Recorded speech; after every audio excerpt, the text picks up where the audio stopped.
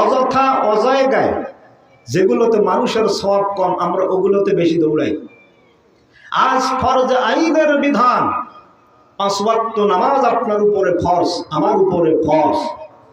নামাজটাকে কায়েম করা আপনার উপর আমার উপর ফরজ আইন, কিন্তু আমরা নামাজ পড়ি না, আমরা জানাজার নামাজ নিয়ে ব্যস্ত। অথচ জানাজার নামাজ কিন্তু ফরজে কিফায়া। এই যে গ্রামে যদি একটা লোক মারা যায়, আমরা গুটি কয়েকজন একখানে হয়ে যদি লোকটার জন্য জানাজায় উপস্থিত হয়ে দোয়া করি, আল্লাহ রাসূল বলছেন ওই গ্রামবাসীর সবার পক্ষ থেকে আল্লাহ পাক ওই লোকের জানাজাটাকে কবুল করে নিয়েছেন। সুবহানাল্লাহ। কিন্তু আপনার উপর আমার উপর যে ফরজ আইনের বিধান, কিছুক্ষণ আগে আমরা সালাতুল জোহরের নামাজ আদা করলাম। আচ্ছা, এই নামাজটা আমার বদলে যদি আমার ভাই পড়ে হবে? যদি এইটাই হইতো তাহলে আমাদের টাকা পয়সা ধন সম্পদ যা ছিল সব মানুষকে ঘুষ দিয়ে ওকে নামাজ পড়াই নিতাম। কিন্তু এক শ্রেণীর মৌলবি আবার আছে, সে মৌলবির কাজ হলো তারা নামাজ পড়ে নাই, এরা কাজা কাফারা আদায় করে। কয়েকটা কোরআন শরীফ, কয়েকটা কেজি চাল আর কয়েক হাজার টাকা দিলে ওর নাকি কাজা কাফারা সব আদায় হয়ে গেছে। অথচ আল্লাহ রাব্বুল আলামিন বান্দাদেরকে জানাই দিল, বান্দারা শোনো, কোরআনুল কারীমটা নাজিল হলো, নাজিল হওয়ার পর নামাজ যখন বান্দাদের উপরে ফরজ হয়ে গেল, আল্লাহ পাক ফরজ আইনের বিধান করে দিলেন। এই নামাজটা ফরজ আইনের বিধান হওয়ার পর প্রত্যেকটা মানুষের উপরে 5 ওয়াক্ত নামাজ পড়া ফরজ আইনের বিধান। বলেন সুবহানাল্লাহ।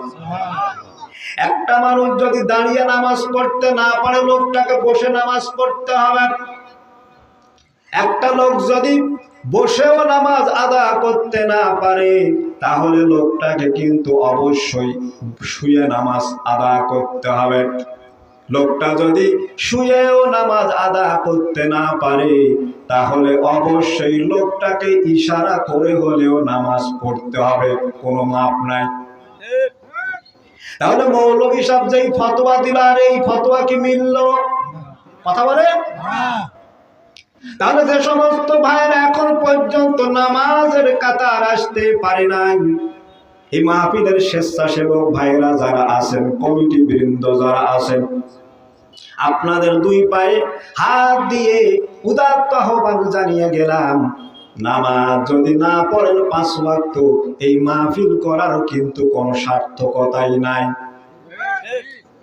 তার কারণ কিয়ামতের ময়দানে প্রথম প্রশ্নটাই হবে বান্দাকে নামাজের কিসের।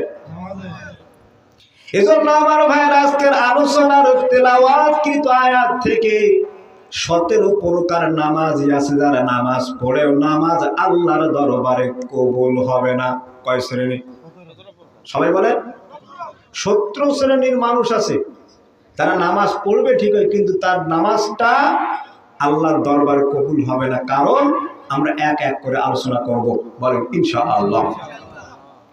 তাহলে বন্ধুগণ, বলছিলাম যে একটা মানুষের উপরে 5 ওয়াক্ত নামাজটা ফরজ আইন। পক্ষান্তরে জানাজার নামাজ যেই ব্যক্তিটা পড়বে, জানাজার নামাজটা কিন্তু একটা মানুষের জন্য ফরজে কিফায়া। ফরজে আইনের আর ফরজে কিফায়ার পার্থক্য হলো, ফরজে আইন আপনাকে নিজেই পড়তে হবে, মাপ পাওয়ার কোনো উপায় নাই। এজন্য কিয়ামতের ময়দানে কেউ কাউরে চিনবে না। সন্তান তার বাপকে চিনবে না, বাপও তার সন্তানকে চিনবে না, স্ত্রীও তার স্বামীকে চিনবে না, স্বামীও তার স্ত্রীকে চিনবে না। যার আমল তাকে আল্লাহর কাছে দিতে হবে, ঠিক না ভুল? তাহলে মুসলমানেরা, এই জায়গায় যদি আপনি এই জিনিসটা বুঝে থাকেন, তাহলে বলেন তো 5 ওয়াক্ত নামাজ আল্লাহর জন্য পড়তে হবে না? পড়তে হবে না? এজন্য কিয়ামতের ময়দানে আল্লাহ পাক যখন প্রথম প্রশ্নটাই করবেন, বান্দা তুমি নামাজ পড়েছিলে কিনা? যেহেতু কিয়ামতের ময়দানে ঘুষের কোনো ব্যবস্থা থাকবে না, কোর্ট কাছারি আদালতে ঘুষ দিলে কিন্তু আপনি জামিন পাবেন, কিন্তু আল্লাহ পাক যদি কিয়ামতের ময়দানে কোনো বান্দার বিরুদ্ধে বাদী হয়ে দাঁড়ায়, তাহলে বাঁচার কোনো উপায় আছে নাকি? আছে?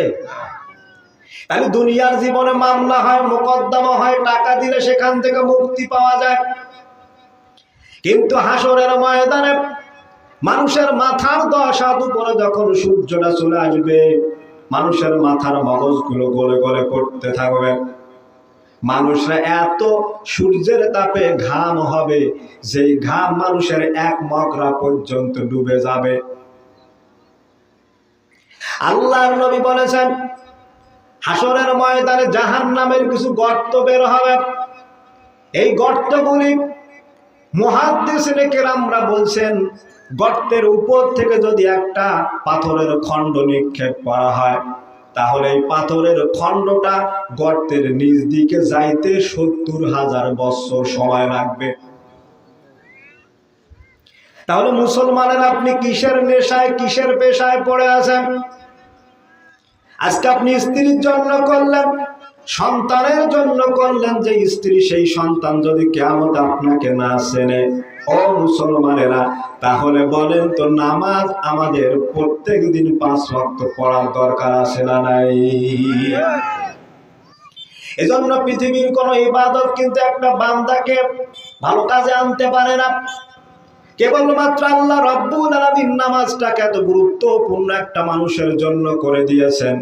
এই নামাজ পড়লে একটা বান্দা আল্লাহর জন্য যদি সন্তুষ্টির জন্য হয়ে থাকে, তাহলে আল্লাহ পাক গ্যারান্টি দিচ্ছেন ওই বান্দাটাকে খারাপ যত কাজ আছে, খারাপ কাজ থেকে বাঁচানোর সব দায়িত্ব আল্লাহ রাব্বুল আলামিন নিজ হাতে গ্রহণ করবে।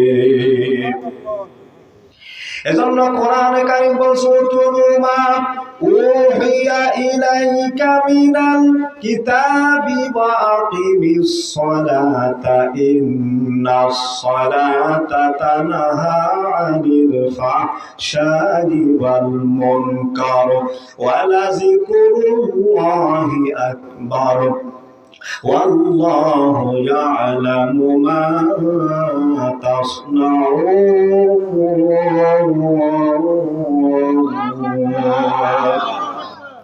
আল্লাহ পাক সূরা আনকাবুতের 45 নম্বর আয়াতে বলেন, বান্দারা শোনো, উতলু, হে নবী আপনি তেলাওয়াত করে শোনেন, মা উহিয়া ইলাইকা মিনাল কিতাব, যেই কিতাবটা আসমান থেকে অবতীর্ণ হলো মানুষদের হেদায়েতের জন্য। আল্লাহর নবীর উপরে বলেন তো কোন কিতাবটা নাজিল হয়েছে? বলেন। তাহলে এই যে কোরআনটাকে আল্লাহর নবীকে আল্লাহ পাক নির্দেশ দিলেন, হে নবী আপনি কোরআনটা মানুষের সামনে তেলাওয়াত করে শোনান।